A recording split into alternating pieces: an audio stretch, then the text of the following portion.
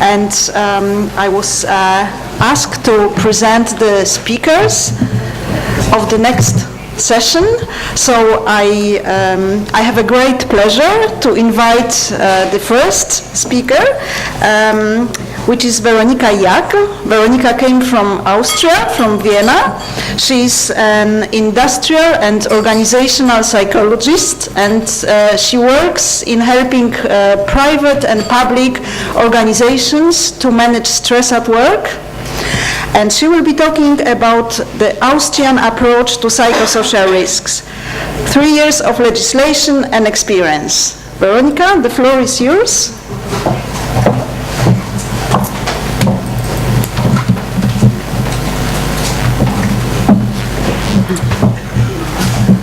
Thank you very much.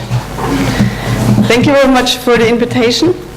My last week was pretty stressy. Do you know these works where everything comes together? It started on Monday. I had a 4 hours workshop at a client company and trying to find measures there against work-related stress with the employees. And then, when it was done in the morning, I had a 2 hours conversation and meeting with the executive of this department, also talking about the psychosocial risks of the department and always discussing, okay, how do the people view these psychosocial risks? What can be done? So it was very stressful for me to see, okay, have I all these views put together? Am I really a neutral moderator? How can I put all my views into it? It was very stressy for me to put all this together, and it was also 6 hours straight on where I could not watch my cell phone, I could not watch my emails, could not call back other customers, so it was very hard to do all this. The next day I had to make all the calls back, and I also had to do preparations for an executive conference I'm moderating, and also do preparations on my accounting and stuff like that. There were a lot of calls also in the office interrupting me at work, which is also pretty stressy, as you might know. Then on Wednesday, I had a meeting with an IT supplier, total different topic, and also put my focus into it and find new IT solutions for psychologists. Also very different topic, also pretty stressful. And so the week goes on and on with meetings and also workshops on communications and work-related stress, doing my bills and also concentrate here on a lot of numbers and stuff like that. So I think you know what I mean. We have this week where everything comes together and where we really feel these psychosocial risks I'm talking about. I am an expert on work-related stress, but these weeks can occur. That's normal. I will talk about our Austrian approach to this topic. We have a specialized Health and Safety Work Act since January 2013, so about 3.5 years. We now have in this law a very special lines are written where it says that psychosocial risks are identified as clear as risk factors, and that every employer has to systematically identify and document these psychosocial risks. They have to find and implement measures, and they also have to test their effectiveness afterwards. That's very, very strict, and that's also very good for us and for all the employees in Austria. There's also a line where it says that occupational psychologists are experts in this field. We have 4 topics to cover within this law. The first topic is the surrounding. We have to see if there is work-related stress coming from the surrounding and also from the work equipment used. The second topic is the tasks. What do the people do all day? Is it monotonous? Is it a lot of things to do ongoing? The third topic is the work organization. So how is the work organized? Can people work together? Do they have all the information they need? And also the topic of time management, and also how the shifts are going to be organized. And the fourth topic that is very important for us in Austria and that people have to manage is the social climate.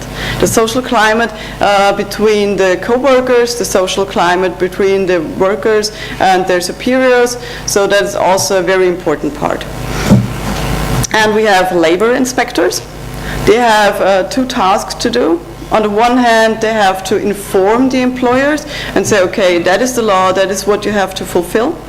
And if they don't fulfill the law, then it's also possible that they can distribute fines up to 17,000 euros if an employer does not want to do this. And also with a lot of talking, they said, okay, I don't want to talk about this topic and I don't want to do this. So it's 17,000 euros that a labor inspector can fine a company. What are our possible tools to see if there are any psychosocial risks at a company? We have three kind of forms. The first thing is a very common form. It's the form of a survey. You can do it online or paper pencil, doesn't matter. But that is just a form that is good if you have a lot of people working together and a lot of people in the same department. Because if you just have 2, 3, 4 people, then a survey doesn't make sense. Then maybe it's better to have a group discussion, a very focused and structured group discussion with the people, sitting there together with a moderator and then discussing all the topics of work-related stress. But there are also departments where this can't be done, because such a group discussion is up to 4 hours, and it's not possible for every department to sit there for 4 hours straight and talk about psychosocial risks, because if you have in mind a production department, they can't lay the production still for 4 hours straight. So it's better to switch to the third option. We can also make an observational interview, where a psychologist or another expert comes to the workplace, watches all over there, and see the tasks and talk to the people, and then make a decision what kind of work-related stress topics are there. What's important in Austria? We have only tools allowed that meet an international standard, the standard ISO 10075, which is a pretty common standard for occupational psychologists, 10075. And there are a lot of tools that meet this standard, and it's a pretty high standard where you can see if this is a scientific developed tool to measure work-related stress. Everyone can use these tools, so we do not all just have the occupational psychologists, we also have HR experts, OSH experts, and other people who will use these tools. And it's also okay if the employer says, I can do it myself, I done a training or something like that and I will do this. But if an employer does not have an expert, then within the organization, then he has to find someone outside of the organization and then pay for it. That's also a way to do it. I will show you some examples so you can imagine what we've done so far. My first example is a very large construction company. Maybe you know it, it's called POR. They have several thousand employees just in Austria. In Austria they have several thousand employees within the offices and also on various construction sites all over the world. And with this large construction company, it was very interesting because with a lot of departments and different kind of works, it was not possible to find that one tool that fits everybody. So we had to set up their version with various tools combined together. In the offices, we've done at first an online survey on work-related stress, where everybody could participate and fill out this online survey.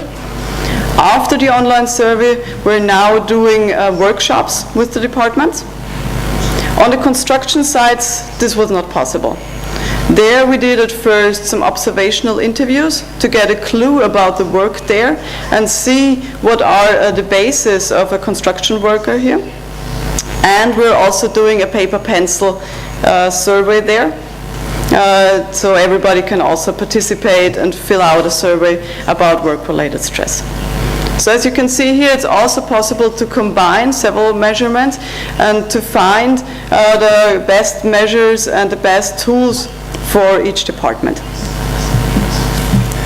Here you can see some results. These are the results from the survey we did with the tool BASA 2. These are the results from more than 2,400 office workers and their superiors. But you can see here, the green lines are the resources, where everything is fine and there is no need for change. Then we have the yellow ones, where there's a need for discussion. For example, if the people say, maybe, yes, there are interruptions at work, but they're not good, not bad, that's just it. So we need a discussion, what can be changed here. And then we have the red lines, where there's a clear need for change, where it's on the scientific side a very bad working condition, and also the people say, I want to have a change here, that's nothing I would work with for the next decades. So as you can see here, for the first lines, within the surrounding and also the work equipment, there was nothing too bad for everybody. The big things are in working organizations. As you can see here, there are about 25% of the people who said, my work organization is not good and I need a change here. And there is a lot of need for discussions at the part for interruptions at work. Nearly everyone there in the offices said, I know these interruptions at work when somebody calls me, there's an email pop-up coming up, or a colleague just coming into my room and saying, can I talk to you for a minute, and interrupting whatever you do straight away. So these were the main topics over here. What are we doing after the survey? As I said, after the survey, we did some workshops with the persons. And in these workshops, we're talking on the one side of the problem. And on the other side, we're also talking about what they want to have changed. So when, for example, there is a department where a lot of people say, okay, I'm interrupted at work, then my job as a moderator is to ask further and say, okay, who is interrupting you? Are there times when there are more interruptions?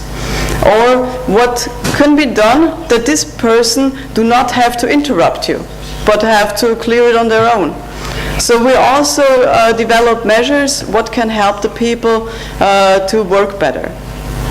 After these workshops, because these workshops are just with the staff, with the employees, after these workshops we also have discussions rounds with the management, with their direct heads. And then in this meeting we talk about, okay, what can be implemented? What kind of developments? What can we do? That's also a very important part here. At the construction sites, it was pretty different. You can see me here last summer on a construction site. There we've done these observational interviews. So they showed me how they are working, how their clients are, with what kind of working equipment they're working, in which teams they are working, and all this stuff. And I have a checklist with all the aspects of work-related stress I need to know. And if they don't talk about some kind of topic, then I need to ask them directly, so I can fill out my whole checklist in the afternoon. I also take my time to talk with the group and talk what kind of changes they would need to work better. And these are always very good conversations. They're always happy that someone comes to them, talk about also psychosocial risks, and that someone is interested in their work. So that's also a very nice version of tackle this work-related stress. But let's also talk about what a company can change here. My first example is this one. Please raise your hand. Do you know the topic of time pressure? Who had time pressure last week?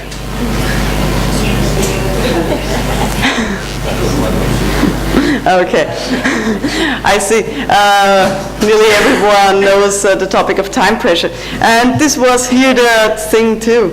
This was an enterprise for temporary workers, for leasing stuff. And they had just one marketing person. And this marketing person was also, on their homepage, the one face to the customer, as they called it. Just one person on the homepage with the contact details, with the telephone number and the email address, where everyone who wanted to know anything, a potential client, a temporary worker, or some other people, could call this marketing person and ask them, which caused a lot of interruptions at work. And she also got about 30 initiative applications every day. But she couldn't do it herself because she was the marketing expert. So she was just doing all day forwarding emails, getting the calls, and said, okay, I can help you, but I will call you back, stuff like that. So she couldn't really focus on her main work, her main task. So that was really unnecessary time pressure for her. So what did we do? The head decided to change the homepage, to change the website, to show contact details for different questions. We now have a contact detail for the hiring department when a new one would work there. We now have the contact detail for the payroll department and the sales department, so that the people, when they see the website, they can decide who to call and then reach the perfect one. So that was a very easy technical solution for this unnecessary time pressure, and our marketing person could more focus on what she was supposed to do, doing marketing, advertising, stuff like that. My second example is a little bit different. It's about difficult customers, difficult patients. And this, according to the data of ASINA2, is even more common than time pressure.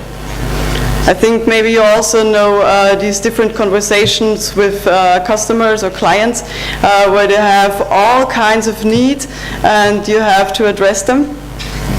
This example is from a bank for leasing contracts, where you could lease a car, a ship, a house, or something like that, or not buy it. And this was a workshop at the customer service center, and they complained that the customers didn't take their information for real. For example, if a customer calls and said, I have the bill here, I don't want to pay it, can I have minus 20%?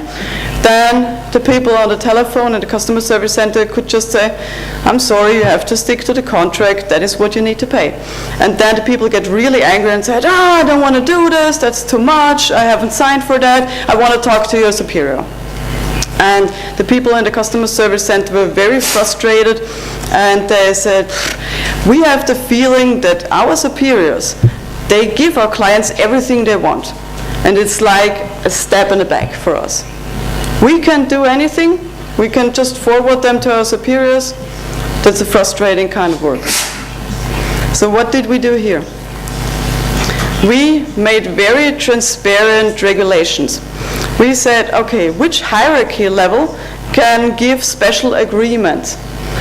So we said, okay, the customer service center, they really have to stick to the contract. They can't give any bonuses or they can't give any discounts. That's okay. But it was also transparent for the workers at the customer service center that their direct heads are just able to give minus 5% to the contract bill, because that's everything they can do. That's the thing that the CEO was possible to do. And then, if it escalated on the second hierarchy level, then it's possible to give their minus 15% discount. But it's also everything they can do. So if they know a customer calls and he wants minus 20%, then also the customer service center already knows that this is never going to happen. So it was very transparent for them how the regulations are and how this is going to work if they say, okay, so call my superior. So that's also a possibility to make people a lot more relaxed with their work and have more transparent about all the information. And that's also important in Austrian law, because in Austrian law we say that measures, the changes, need to be set collectively. So it's really important that it's clear for everyone what they do. And if you set a measure, that has to help everyone and not to be set individually. We could also say for the customer service center, relax, do a yoga course, try to focus more on your work. But that won't help on the long run. On the long run, it's just important to make organizational developments and to see what helps the people who work now and what also helps the people that are going to work in the future for the company. What kind of measures also will help for the next 20 years and not for the moment. That's also a very important point at the Austrian law. So, what are we doing in Austria? In Austria, first thing is we have many good tools we can use. As you could see before, we have many different versions, and there is a possibility for every company to do this in a good way. And we also have really good occupational psychologists.